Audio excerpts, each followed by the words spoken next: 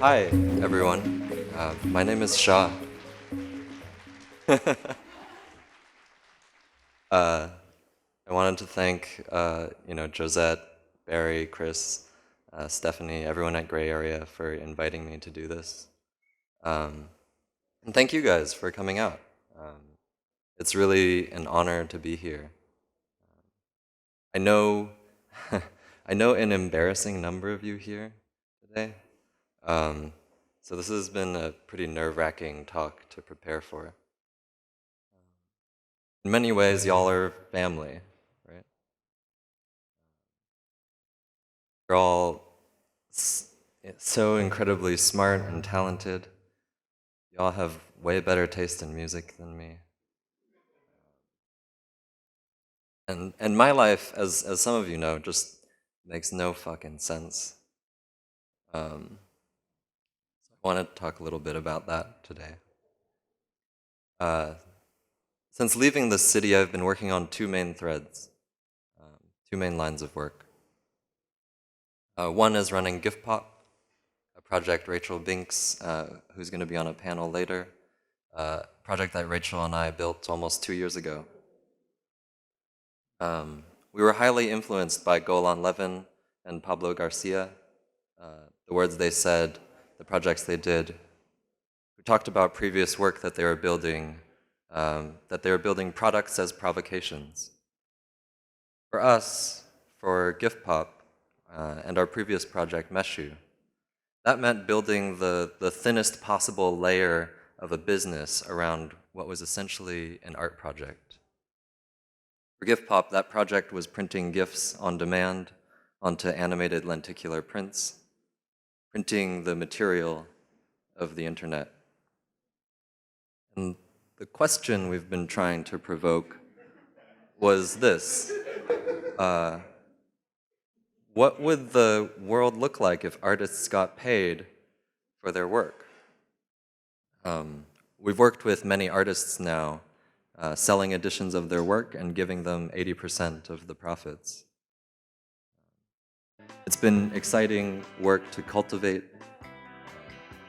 We've supported exhibitions and installations all over the world. We've helped artists and students pull digital work out into the real.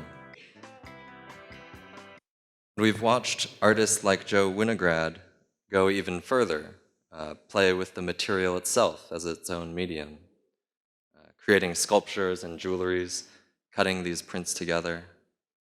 It's so wild to watch.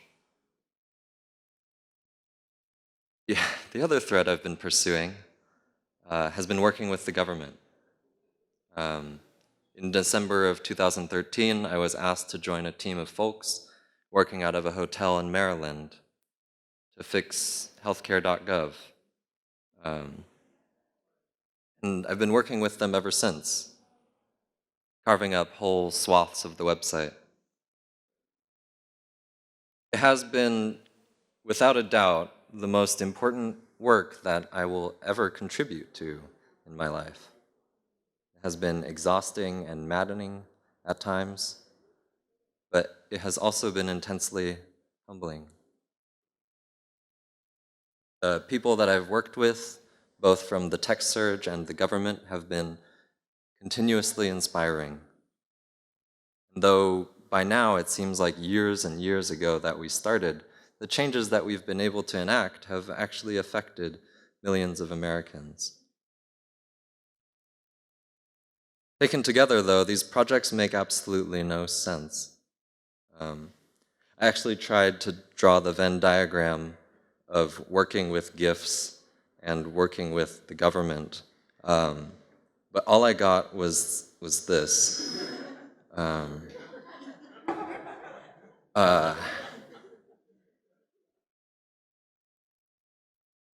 There is no intersection in the content of these projects. They exist in very different worlds. But what I'd like to do today is wander through some of the thoughts I've been having around infrastructure and culture and tech in this city. Thoughts that have been spurred by a few recent facts. that Uber has absorbed a research lab at CMU to work on their self-driving car, that the median rent in San Francisco has crossed $4,200 a month, while meanwhile in San Francisco, or in the Bay Area, the homeless population remains incredibly steady at around 35,000. If there is any commonality at all in my work, it is my interest in the analysis and the design of systems. What I'm interested in is the building of platforms, the design at the scale of infrastructure. Took a break last summer to see a very different kind of infrastructure. It was an expedition run by Kate Davies and Liam Young, a studio they call the Unknown Fields Division. Our goal was to trace the supply chain that we so desperately depend on these days, to examine and encounter the infrastructure and systems that support us. We sailed from Saigon to Hong Kong on this ship, the Gunhilde Maersk, a ship larger than the Transamerica building that held hundreds of thousands of tons of cargo and had a crew all told of 15 people. What I kept thinking about on the trip was the steps that brought us to this infrastructure that we rely on these days. How containerization was an example of technology enabling both the things we take for granted today while simultaneously erasing an entire class of work. Up until the 60s, we shipped goods through a method called breakbulk shipping. Longshoremen on the docks, loading and unloading cargo of varying sizes. Dockworkers' lives were both unique and exhausting. Though their hourly wages were generally much higher than the local averages, their shifts were irregular. Most dockworkers enjoyed the flexibility. If on a random day a longshoreman chose to fish rather than work, they were free to do so. And it's funny, but not surprising to see echoes of today's on-demand labor in these sentiments. But when the standardized shipping container system was born, a product both of Malcolm McLean's Sealand Corporation on the East Coast and San Francisco's own Matson Corporation, the entire dockworker class was threatened, and a huge debate emerged. It's important to note that the concerns that automation raised during that time weren't just local ones, they were national. And the conflicts that resulted were fierce and fractured. But the labor unions were able to form an incredibly strong and ongoing resistance. Two major agreements were reached between the shipping companies and the dock workers in the early 60s. In the Bay Area, the Mechanization and Modernization Agreement forced shipping companies to pay $5 million a year into funds to provide for early retirement, disability benefits, and wage supplements for the displaced longshoremen. On the East Coast, the ILA, the International Longshoremen's Association, was able to negotiate a royalty payment on every container passing through New York, using the funds to pay longshoremen a guaranteed annual income, which would be paid for each qualified longshoreman until their retirement. It was a huge victory at the time, but these agreements that started in the Bay Area and New York are now seen as kind of rare exceptions in this country. The idea that employers pushing for automation needed to distribute profits to the people who were automated away has evaporated, and so have the jobs.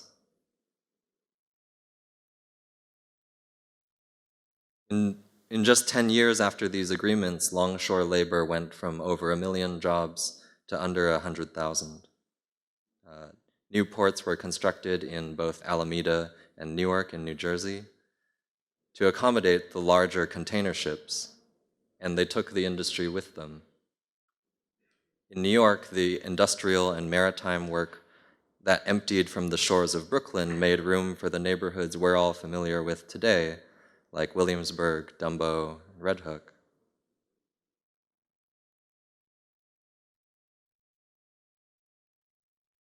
There are no simple stories here. I can't argue that shipping containers should still be loaded by hand, nor can I argue that the dockworkers' unions always acted in good faith. There are many factors that influence the shape and the weight of city centers, and containerization was only one of them. But I think of this a lot when I visit San Francisco these days, because I have sort of a personal history here. I went to school at Berkeley, studied architecture, and afterwards I lived in the Mission for 5 years. I was lucky enough to be at Stamen and help make work for Gray Area's first show in the Tenderloin. But I don't, and though I don't live here anymore, I've watched the city continue to lean in on tech. The San Francisco we have today is a surreal one, fueled by services both social and infrastructural, subsidized by venture capital, which itself is fueled by money from sources like pension funds, insurance companies, endowments, and foundations. And this is not news to you all, but sometimes I forget. Sometimes I forget that Uber now has more than 20,000 drivers in the Bay Area, something like 15,000 drivers in San Francisco. The only company that employs more people in the Bay Area actually is Kaiser. Sometimes I forget that the word unicorn meant not too long ago a designer who could code. Um, yeah, not a billion-dollar company. And sometimes I forget that magic, sunrise, karma, and clear were words at all, not companies. Even is a company now. And I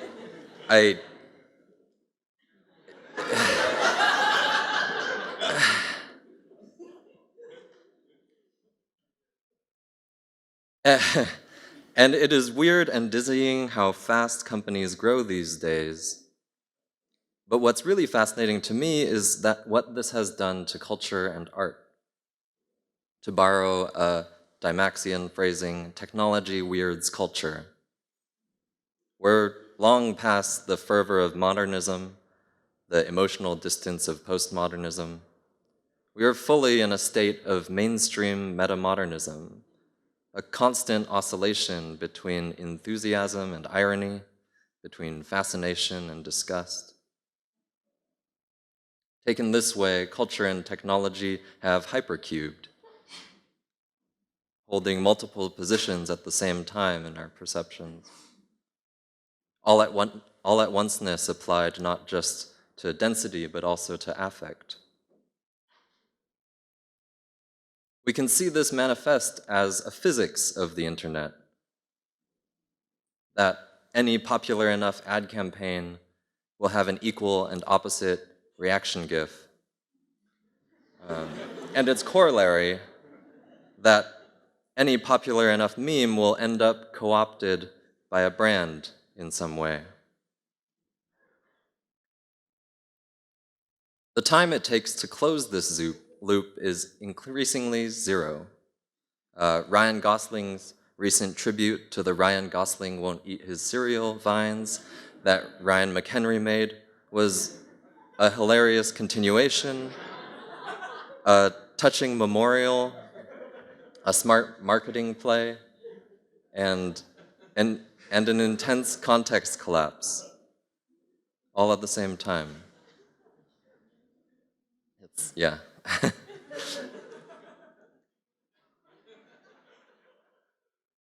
We can just stop here.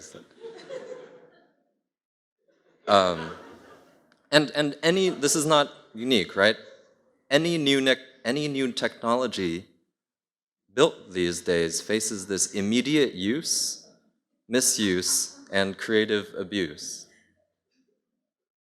Delivery pizza customization options have both been co-opted into memes where pizza order none pizza with left beef, as well as used for a way to women to send a secret message to call for 911 when her abusive boyfriend held her and her kids hostage in their home.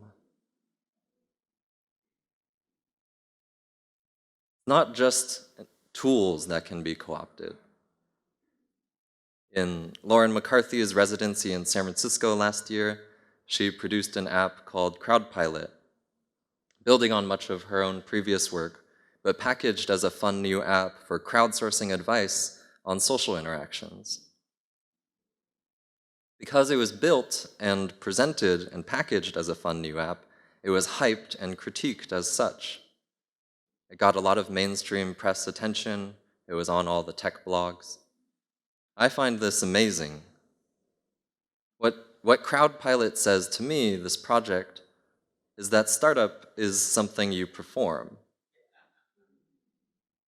And it's true.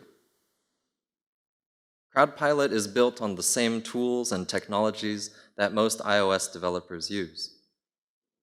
All that differentiates CrowdPilot from the inevitable startup that will offer the same functionality is the use of borrowed money as leverage towards scale.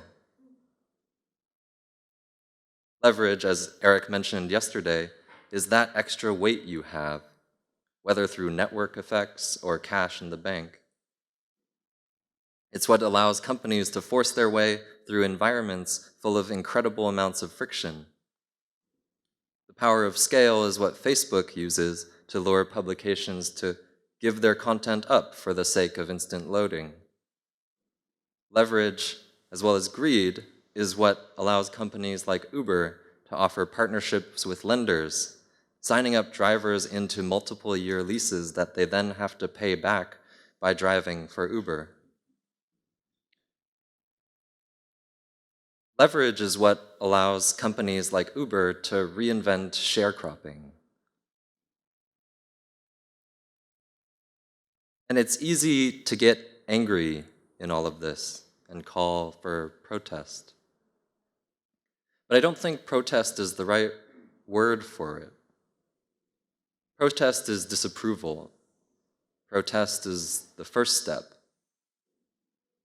A necessary one, surely, but there's so much more work afterwards.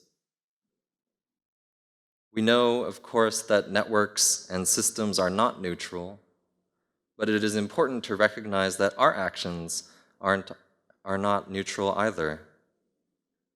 We are politicized whether we engage, whether we ignore, or whether we leave. And protest does not adequately describe the incredible persistence of people like Josette and the Gray Area family over these long years, the institutional work that Eric is helping to do with CAST, or even the hard work of the Dockers unions 50 years ago. Protest does not adequately describe the quiet and constant day-to-day work of supporting friends or patiently arguing for empathy at work. The word I like is resistance. Lebbeus Woods, an architect and professor who taught at the Cooper Union in New York, defined resistance as a measured struggle that is more tactical than strategic. It's from something he wrote a few years before he died called Architecture and Resistance. And I'd like to just end by reading a couple pieces of it, as much for you as it is for myself to hear.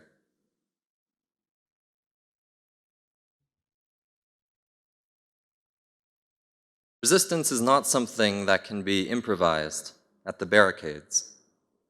It takes time, and a lot of trial and error. This is only just because the things to be resisted have not come from nowhere. They have a history built over a period of time, a kind of seriousness and weight that makes them a threat to begin with. They can only be resisted by ideas and actions of equal substance and momentum. Resist whatever feels inevitable. Resist people who seem invincible. Resist the hope that you'll get that big job. Resist getting big jobs. Resist taking the path of least resistance. Resist the panicky feeling that you are alone. Resist the desire to move to a different city. Resist the notion that you should never compromise. Resist that feeling of utter exhaustion. Resist the illusion that it is ever complete.